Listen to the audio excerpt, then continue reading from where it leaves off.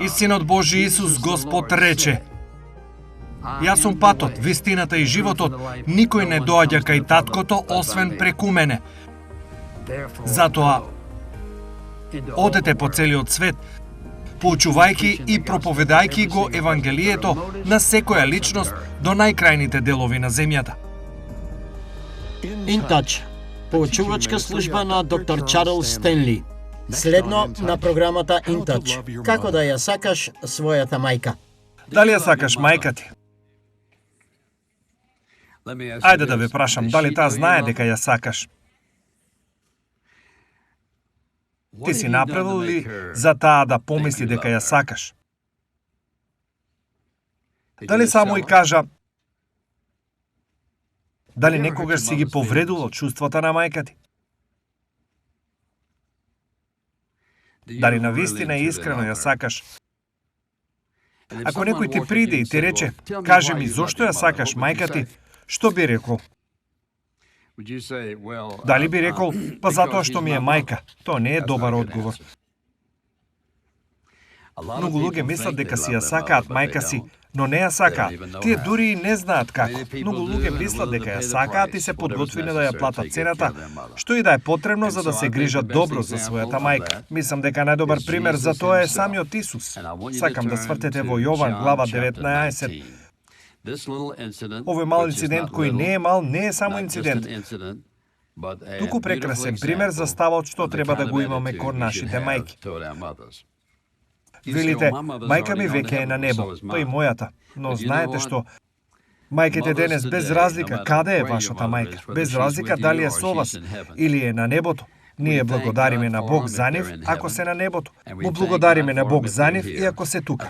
Мислам дека многу луѓе искрено не знаат како да се однесуваат кон својата мајка. Колку луѓе сум слушал да велат низ годините, знаеш, ако само сватиш дека треба да го направам ова и она за мајка ми, немаше да го направам ова и немаше да го направам она. Како ја сакаш својата мајка? Затоа сакам да зборуваме во оваа порака. Оваа 19 глава од Јован е добар пример. Што се случува овде? Секако, Исус бил распнат. Сакам да погледнете во 25 стих, кој вели, така направија војниците. Покрај крстот на Исус стоја неговата мајка, сестрата на неговата мајка, Марија Клеопова и Марија Магдалена. Сега, тоа може да бидат 3 или 4 жени, зависи од тоа како се толкува. Кога Исус ја виде својата мајка и ученикот, кога го сакаше како стои во близина и рече на мајка си, жено, ете ти син. Потоа му рече на ученикот, ете ти мајка. Од тој час ученикот ја зеде во својот дом. Сега, јас и ти би можеле да го поставиме прашањето, зошто не рече мамо или мајко? Зошто рече жено? Вистинското толкување на тоа е неговото значење е не само жена, туку драга жено. Ова беше неговиот начин што сакаше да ја каже. Сега, зошто не би рекол само мајко? Веројатно од две причини. Може би едно од двете или може би и двете. Едно од нив е оваа. Во тој момент неговиот живот, прикован на крст, крварејќи и умирајќи со неколку моменти или може би еден час да живее, она што тој сакаше да го направи е да види и да го гледа не само како свој син, туку и како Месија. Тоа беше Божи син. Го испрати да го направи токму она што го правеше. Веројатно мислејќи дека можеби ако можеше да го гледа како Месија, а не како свој син, немаше да биде толку болно како што беше само да го гледа како Исус. Затоа што природно таа размислуваше она што би го мислила секоја мајка, гледајќи го него, размислувајќи за тоа кога беше мало беби и како се роди. Таа беше девица. Го држеше, го хранеше и го гледаше како расте. И се сеќаваше на работите што тој ги каже, а таа не ги разбираше сосема. Сега еве го, таму виси на крстот. Најболното нешто што една мајка може да го издржи. И знаејќи го ова, дека тој беше совршен син, Останатите нејзини деца не беа така. Совршениот син сега висеше на крст. Верувам дека за да ја ублажи незината емоционална болка, тој и велеше: "Мамо, јас сум Божиот Месија, запомни го тоа. Иако сум твој син, јас сум Месијата." Потоа, за да ја изрази својата огромна љубов, тој се сврте кон неа и рече, гледајќи ја, рече, зборувајќи за Јован, и потоа кон Јован: "Еве ја твојата мајка." Што зборуваш? Еве што зборуваш. "Мамо, јас те сакам толку многу, умирам, ќе те оставам, но сакам да знаеш, сакам да бидам сигурен дека ќе бидеш згрижена до крајот на твојот живот." Забележете како тој го кажува ова. Тогаш Исус ја биде својата мајка и ученикот кого го сакаше, што беше Јован, писателот на Евангелието, бидејќи тој 3 пати во Евангелието се опишува себе си како оној кого Исус го сакаше. И така, кога Исус ја виде својата мајка и ученикот кого го сакаше во близина, и рече на мајка си: "Жено, ете ти син. Те предавам во рацете на Јован." И потоа му рече на ученикот: "Ете ти мајка. Сакам да се грижиш за неа. Ја доверувам во твоите раце." И од тој ден ученикот ја зеде во својот дом. Сега не знаеме точно што се случило со Марија, освен 2 идеи што се изнесени. Една од нив е дека Јован ја однел дома во својот дом во Ерусалим, каде што живеела приближно 11 години, а потоа починала. И Јован ја започна својата служба меѓу незнабожците. Другите гледишта е дека ја однел во Ефес, каде што тој бил пастор на црква, станал пастор на црквата, и таа живеела со него неколку години. Колку, никој не го знае тоа. Еве што би сакал да знам. Би сакал да седам таму на месото меѓу нив двајцата, да го слушам Јован како и ги поставува прашањата. Сега почекај малку. Кажи ми за Исус кога бил мало момче. Дали некогаш паднал и се заизгребал на колена? Дали некогаш плачел? Дали некогаш се налутил? Можете ли да го замислите разговорот што го воделе двајцата во текот на тие години додека разговарал? Но, еве што сакам да видите. Во Исусовите смртни моменти, тој бил загрижен за својата мајка. Тоа е наубавиот израз на љубов кон мајка што го знам. Значи, она што би сакал да го направам е само, ќе ви дадам 10 зборови. Сите ќе бидат на екранот овде, само зборовите. Сакам да размислите колку ја сакате вашата мајка и да размислите за тоа на овој начин. Најпрво треба да ја сакаш вербално. Тоа значи треба да ја кажеш дека ја сакаш. Велиш, па колку често треба да ја кажам? Треба да ја кажуваш секој ден. Ако е можно, треба секој ден да ја кажуваш дека ја сакаш. Додека ја имав мајка ми близу и можев да разговарам со неа секој ден и кажував секој ден дека ја сакам. Верувам дека мајките треба да го чујат тоа. Видете, понекогаш сум ги слушнал жените да го кажуваат ова. Би сакала мојот сопруг едноставно да ми каже дека ме сака. Кога ќе го спомнам тоа, тој вели: "Ти знаеш дека те сакам. Не се однесувам така кон тебе." Не, жената треба да го чуе тоа. Таа треба да те чуе како велиш: "Те сакам." Мајките треба да ги чујат своите деца како велат: "Мамо, те сакам." И не само да го кажуваш тоа еднаш, туку често. Но не само да го кажуваш на тој начин, но кажи и зошто. Ако треба да те прашам утрово, ќе кажеш дека ја сакаш мајката или дека ја сакаше ако ја нема? Зошто ја сакаше? Ако некој ти каже те сакам, тоа е во ред. Но кога ќе каже, еве ја причината зошто те сакам, ти си толку сладка, љубезна, грижлива, нежна, разбирлива, внимателна и великодушна кон мене. Со други зборови, мајките треба да разберат зошто ги сакаме. Значи, ние ги сакаме нашите мајки пред се вербално. Второ, треба да ги сакаме физички. Што мислиш за тоа? Знаете дека има некои луѓе кои не знаат како да сакаат. Дали некогаш сте прегрнале некого? Например, ова е легитимно прегрнување сега. Дали некогаш сте прегрнале некого и тоа е како да ја прегрнуваш оваа маса, цврст камен? Мислам дека воопшто немаше ништо емоционално во тоа.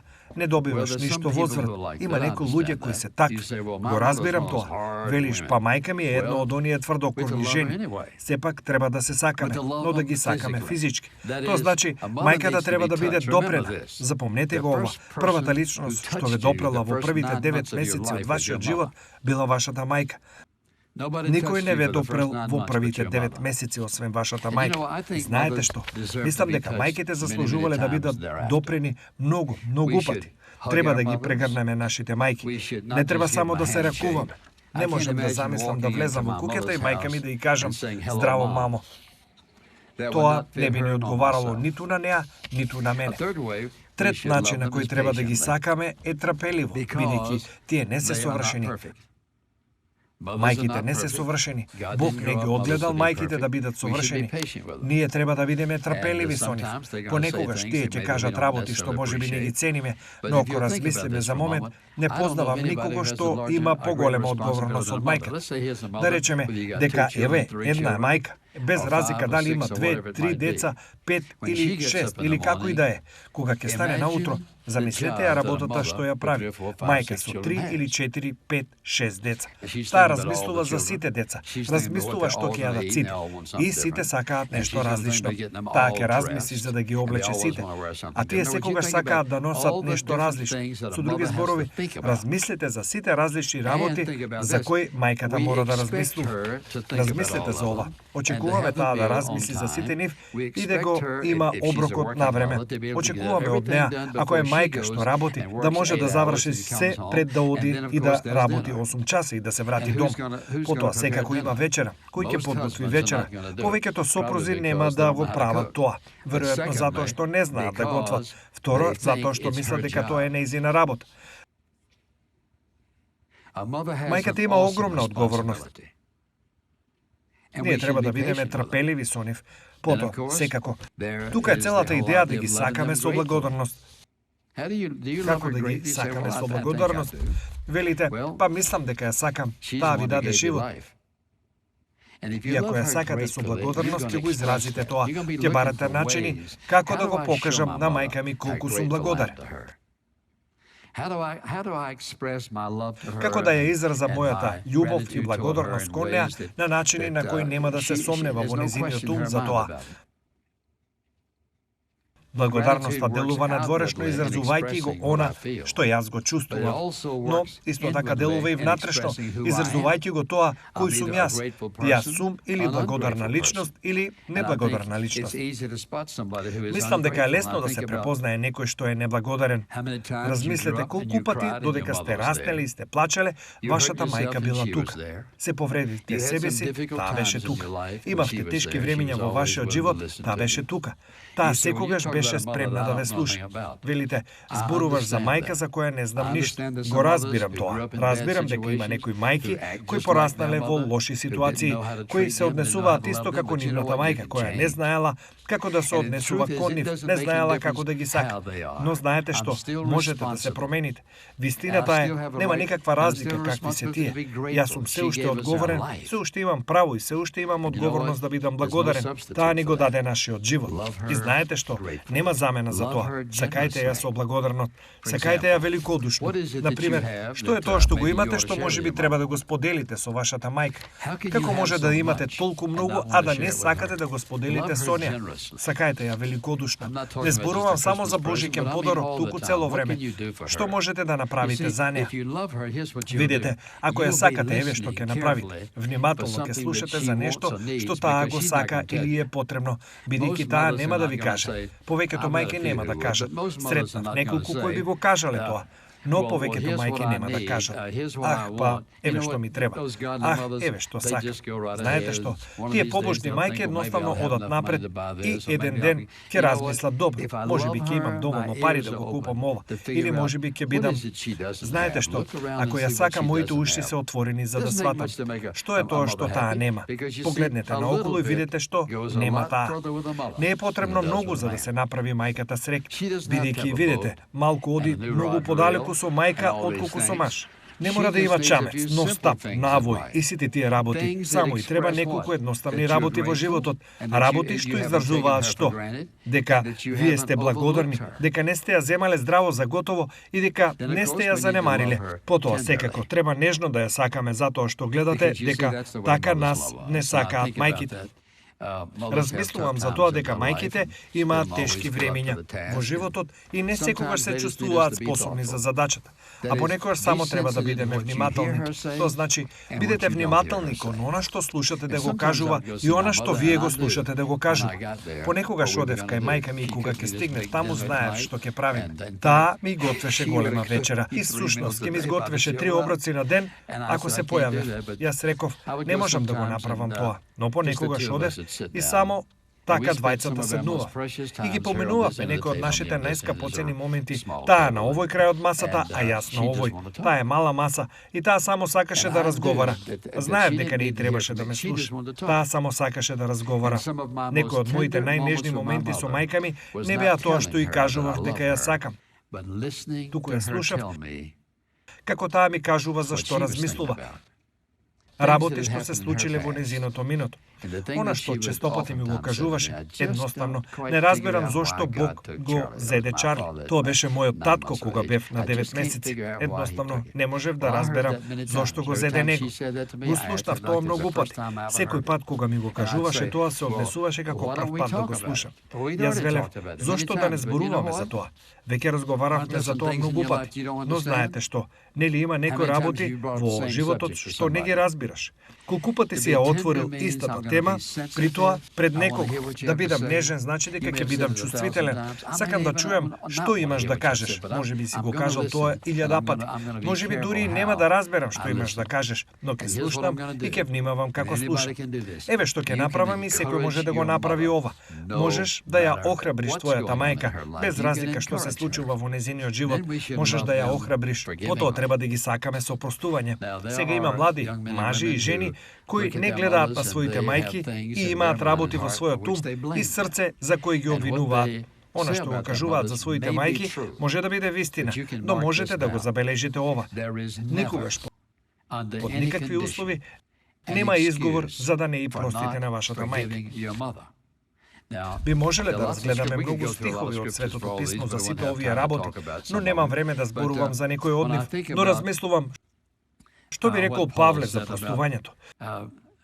Тој вели дека треба да се сакаме едни со други, треба да простуваме едни на други. Треба да ги сакаме другите и да им простуваме како што Бог во Христос Исус ни прости нам.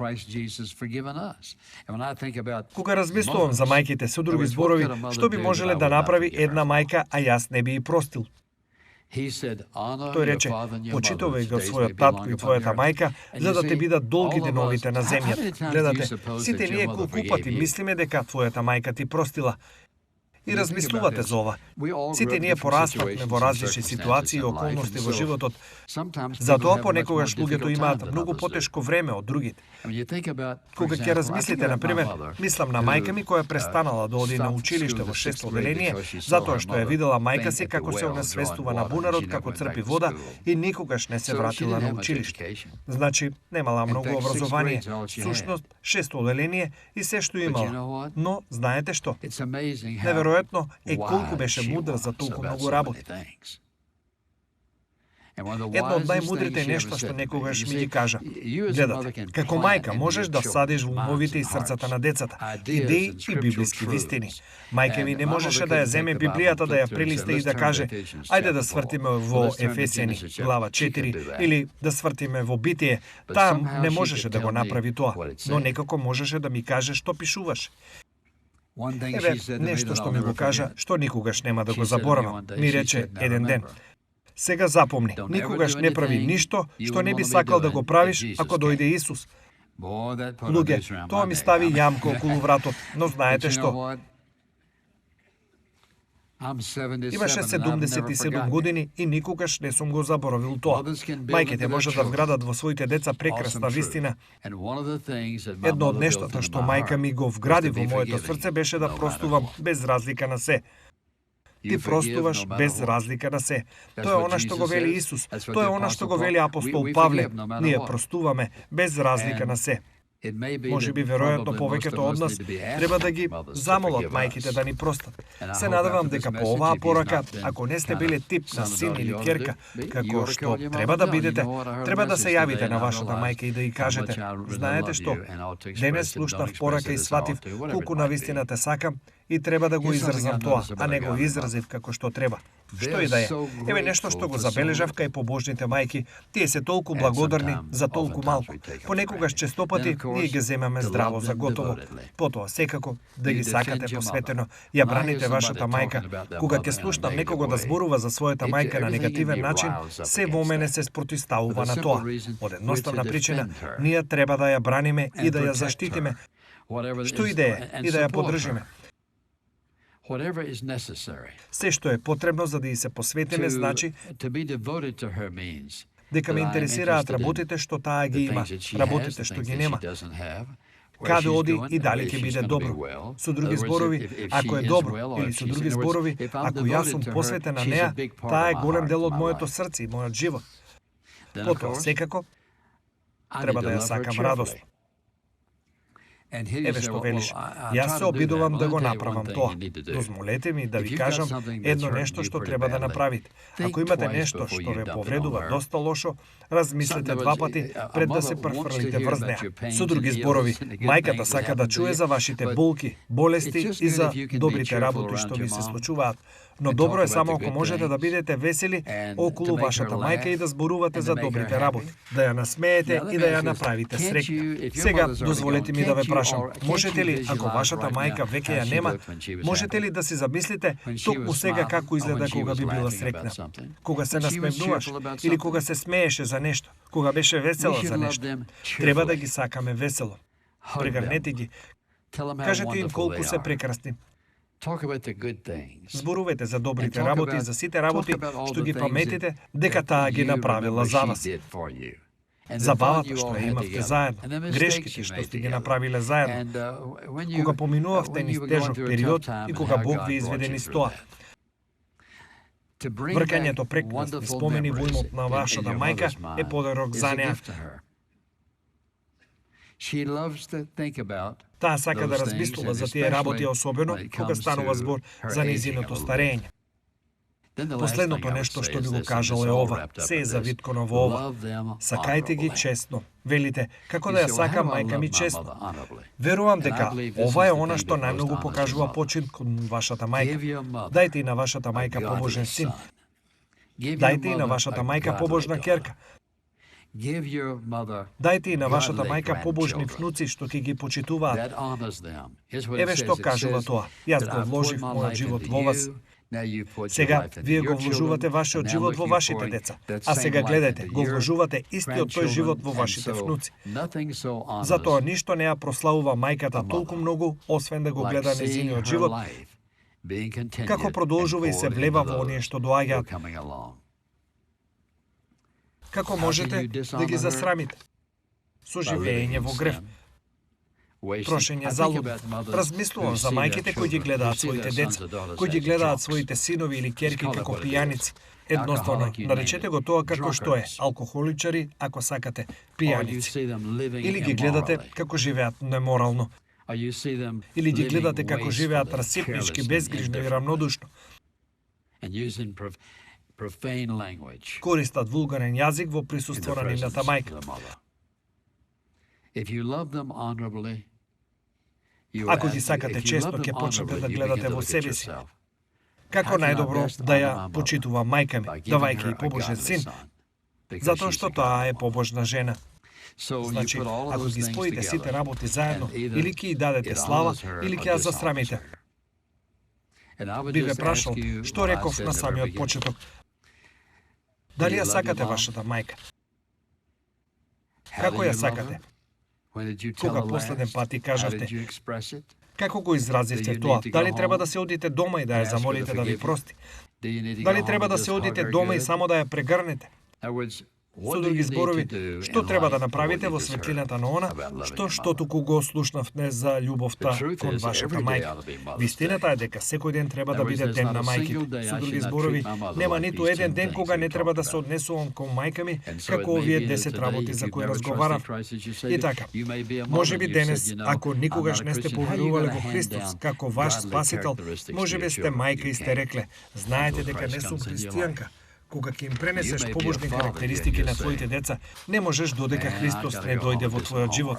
Може би си татко овде и велиш, човеку, морам да си одам дома и да направам домашна задача.